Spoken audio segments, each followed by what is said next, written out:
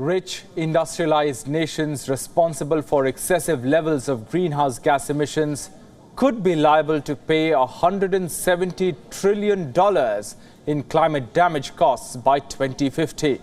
The proposed compensation, which amounts to almost $6 trillion annually, would be paid to historically low-polluting developing countries. A new analysis published in the journal Nature Sustainability calculates that underdeveloped countries must be compensated despite not having yet used their fair share of the global carbon budget.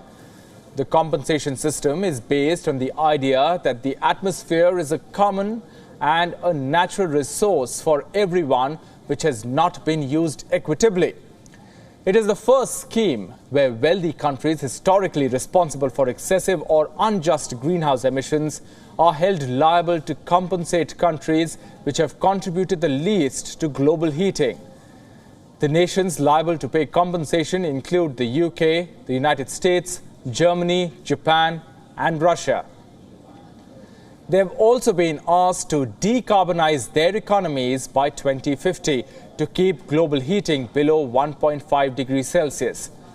In this ambitious scenario, the study found that at least 55 countries, including most of the sub-Saharan Africa and India, would have to sacrifice more than 75% of their fair share of the carbon budget. On the other hand, the UK has used 2.5 times its allocation and would be liable to pay $7.7 trillion for its excessive emissions by 2050. The US has used more than 4 times its share to become the richest country in the world and would be responsible for $80 trillion in reparations under this scheme.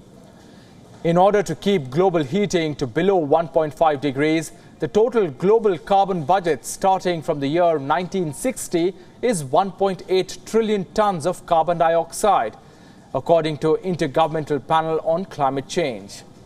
Using population size, researchers calculated how much 168 countries have over or underused their fair share of the global carbon budget since 1960.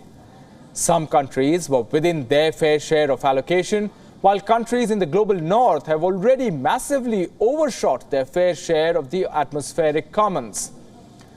5 low-emitting countries with large populations, India, Indonesia, Pakistan, Nigeria and China, would be entitled to receive $102 trillion for sacrificing their fair share of the carbon budget in the zero-emission scenario.